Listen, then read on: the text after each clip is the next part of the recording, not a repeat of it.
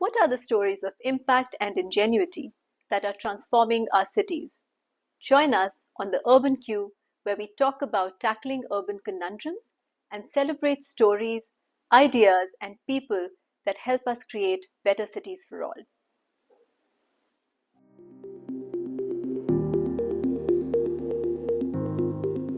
So, hello everyone, and welcome to the Urban Q.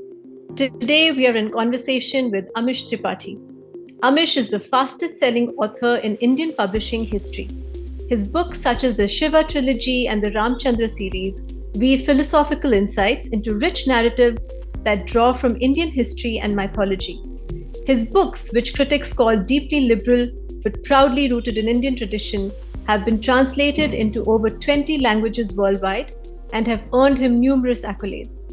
Besides being an author, Amish is also a broadcaster, a former banker, and diplomat.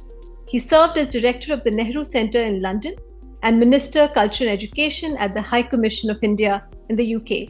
Welcome, Amish, and thank you for joining us on our podcast, The Urban Q. Hi, Jaya. Pleasure joining you. Thank you. Thank you so much. Thanks for having me. Great. So, Amish, let's start with the question that I ask all our speakers. You've reimagined ancient cities such as Ayodhya, Lanka, Mithila in your books and illustrated them vividly through prose. So, what do you think makes cities livable, and which modern day city brings together the elements that evoke the sense of place in which you'd want to live? In today's day, I can't think of any city, frankly, which which is suitably adjusted for the Indian climate. What the British built as well, some of those cities were adjusted, no doubt. Some of the British construction had taken the Indian climate into account, but much of what we built ourselves, particularly during the brutalist era. Look, what you want in an Indian city, what our ancient cities had. In the north, much of them have been destroyed in the invasions, but I think Hampi gives you a good idea. So you had these very broad streets where the Rath Yatra used to happen. Practically every city used to have a Rath Yatra. That's why the tradition was there. The temple was not just a place to go and pray. They would have mandapams out there where there'd be performances. There are places where marriage ceremonies would take place. It was a place where everyone gathered. The market street would be outside. So it created a hub for each district within a city, which is exactly like how Hampi was. Each temple would also have a pond in ancient times because that collected water during the monsoon season so that it could be used up for the rest of the year. Our ancestors knew that the way water supply works in India is like you receiving your annual salary all within 2 months and you receiving nothing for the next 10 months. So it's in your interest to save in those 2 months. You can spread it out over the 10 dry months. Whereas what we do in modern cities is complain about floods in those 2 months and then complain about water shortage in those other 10 months. It's almost like we don't realize that we are living in a monsoon nation.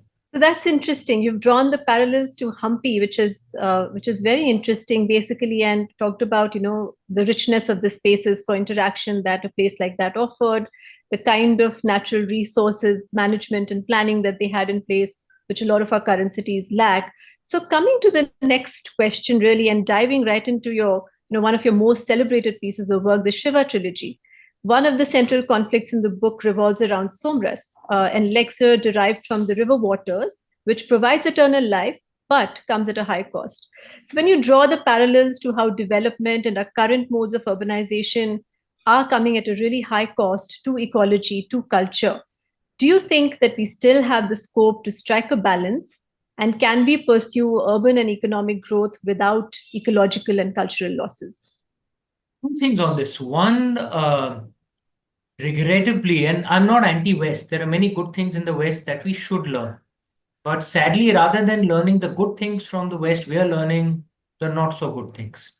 So, for example, the West sees nature as a resource to be exploited.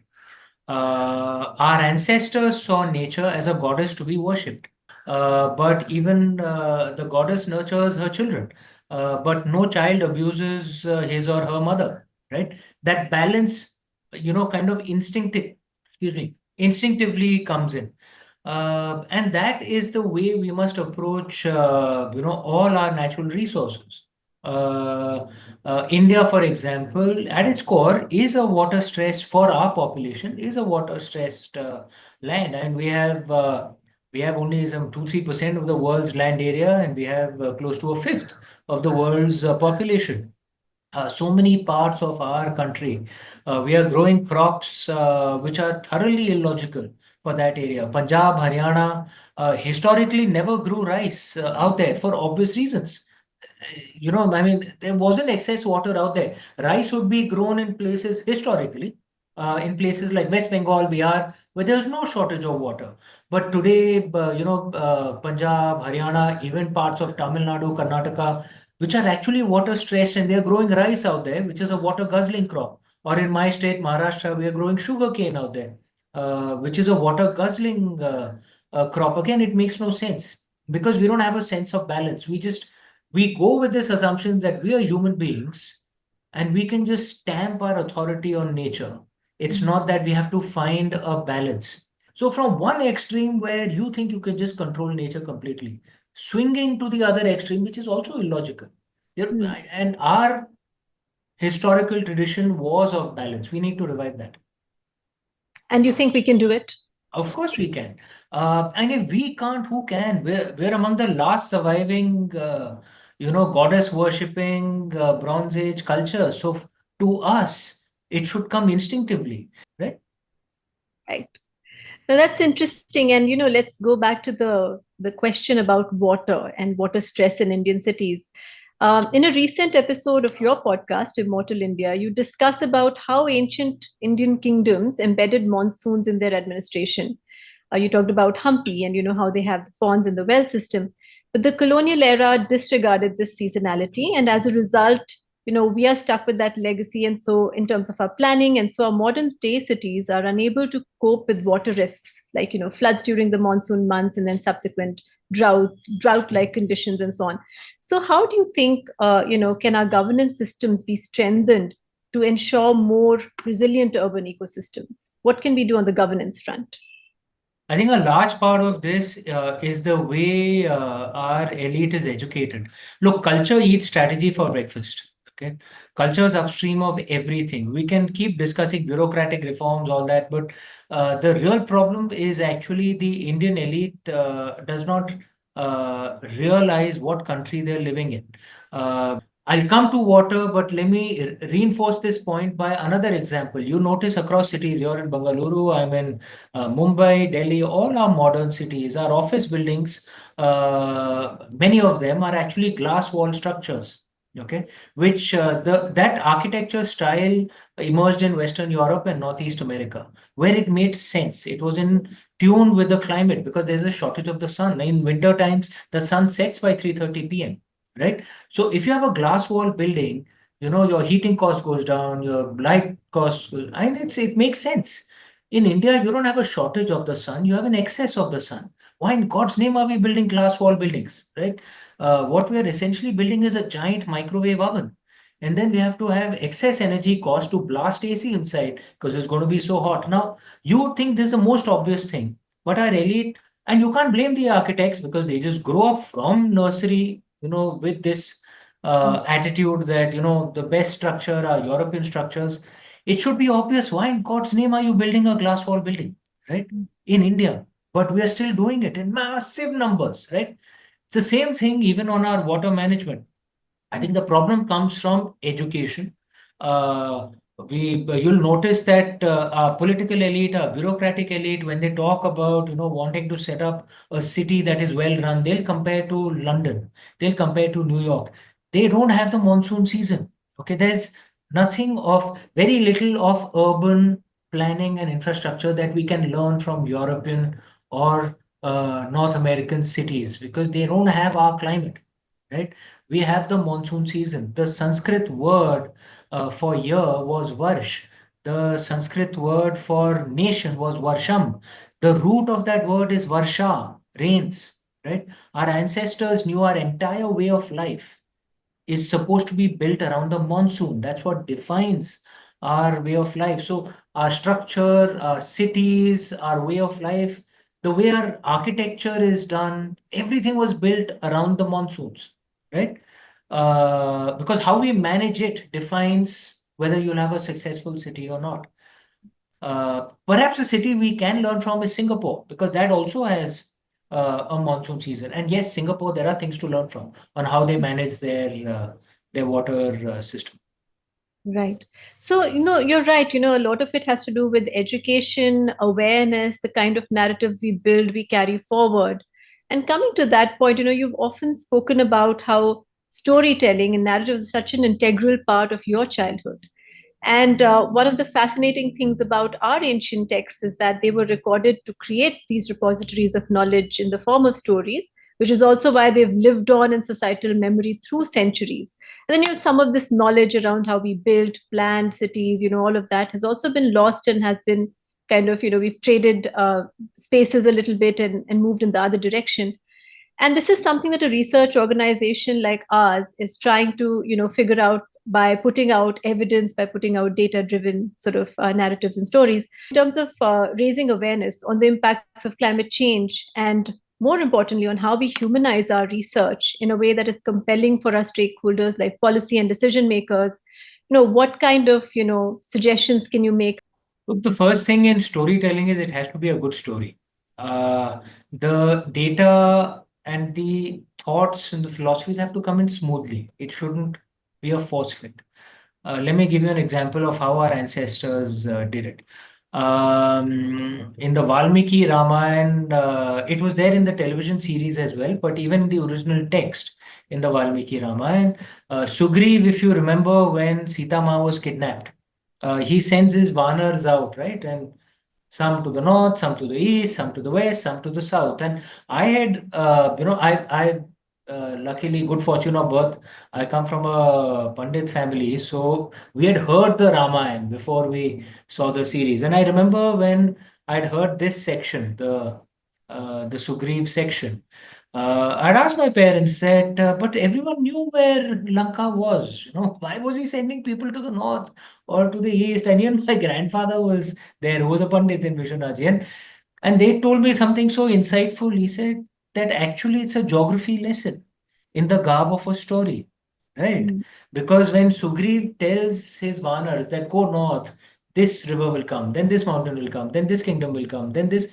Actually, it's a geography lesson, right? Same way to the east. It goes all the way up to Bali, huh, by the way, the eastern description. West again, south. So it comes across smoothly as a part of a story.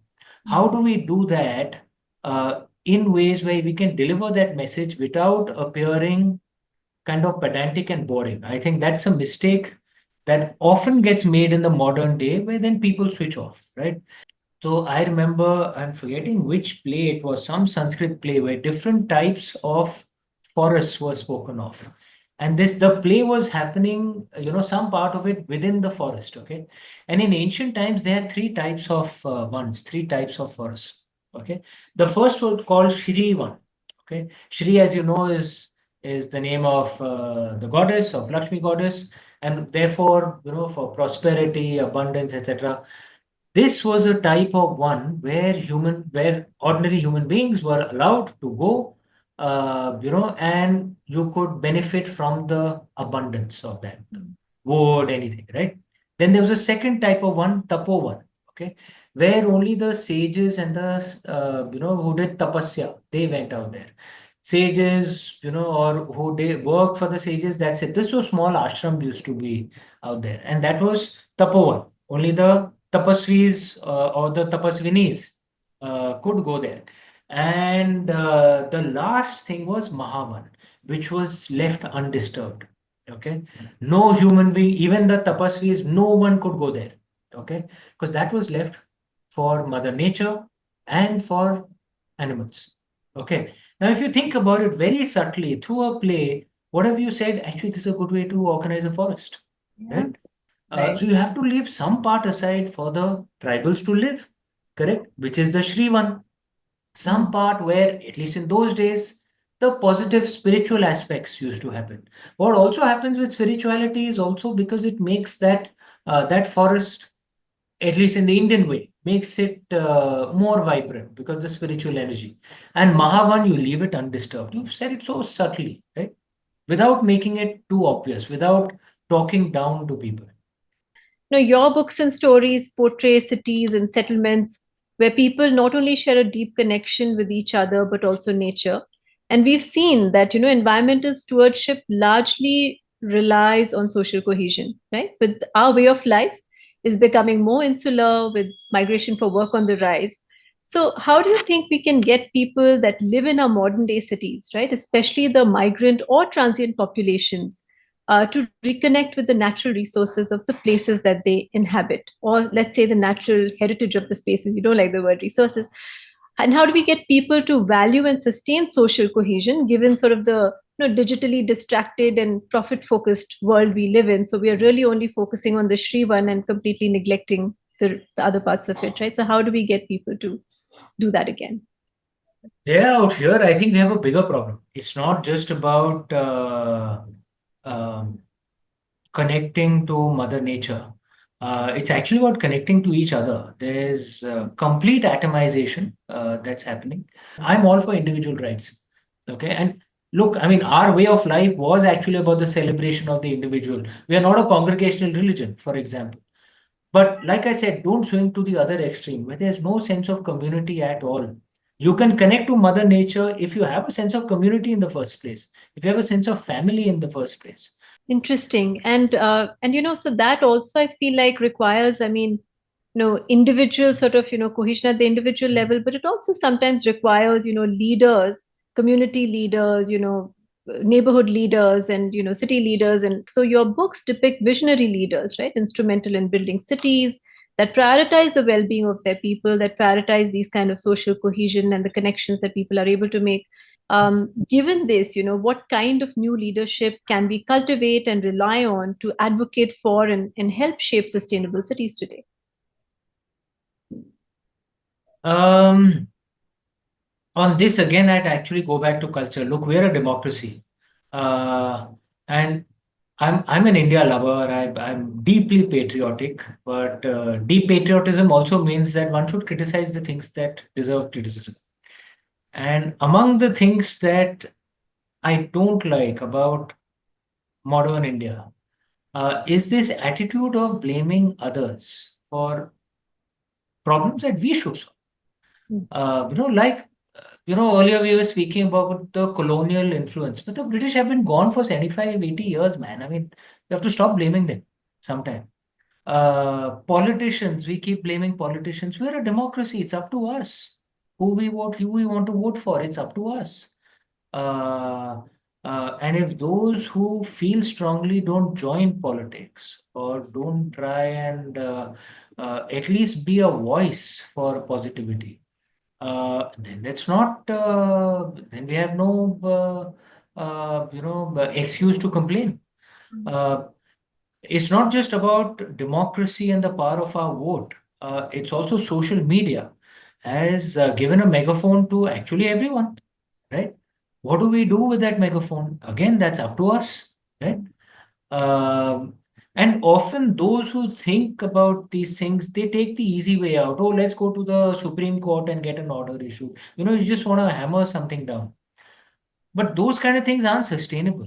It takes it takes much greater effort, but actually go door to door, work on social media, convince people through storytelling, through communicating in a positive way, then we will get the leaders that we want. We will get the policies that we want.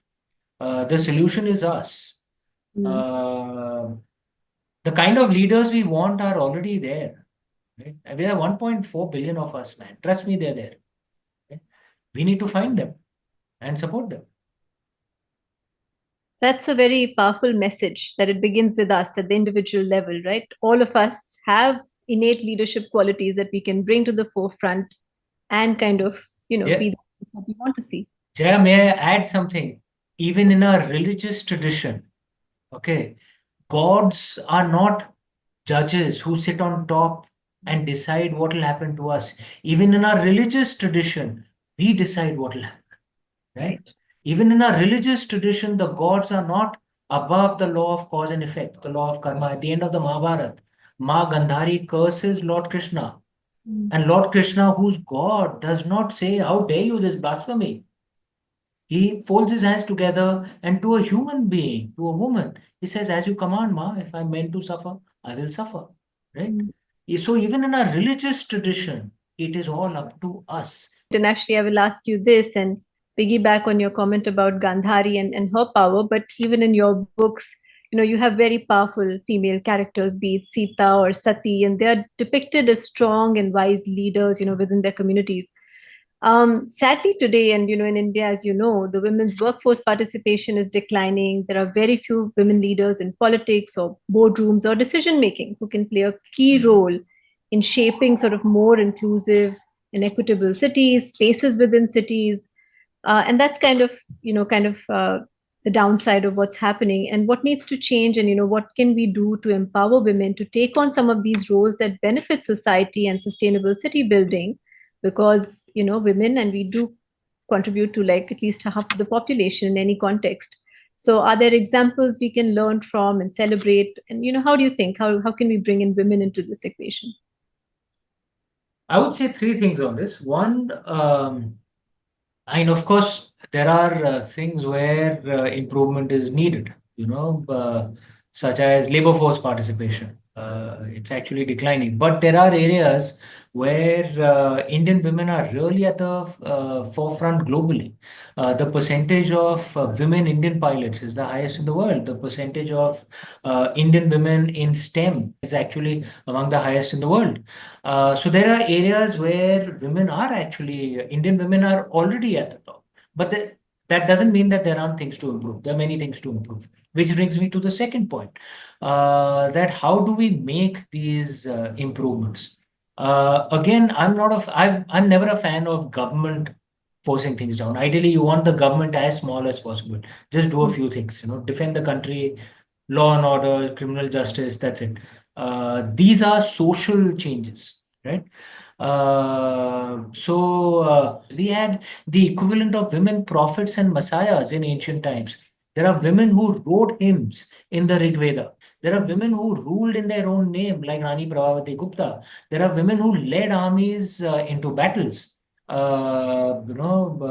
Rudrama Devi, for example. We need to bring these examples out and put them up as role models for Indian women, and to make it clear that those who speak of respect for women or treating men and women as equal, we're not being westernized in any way. In fact, we're being truly Indian. But the third point I want to add is one of the misfortunes of the Western approach to feminism is often motherhood uh, as a role is almost kind of, it's like it's not that important. It comes from the Western way. In the traditional Indian way, mother and guru are considered even above the gods, right? Mm. Lord Ram had said, "Janani Janbhumishcha Swargadapi Garyasi," that how do I translate? Mother and motherland are greater than heaven, right? Uh, that role must be celebrated as well because it keeps a society healthy. You can't inherit the future if you don't show up for it, right? Right. So the mother and the guru, right, the teacher, that should be revived as well. I think that's where that's the role that we need to envision for our women as leaders within society. So, Amish, we've come to the end of our podcast.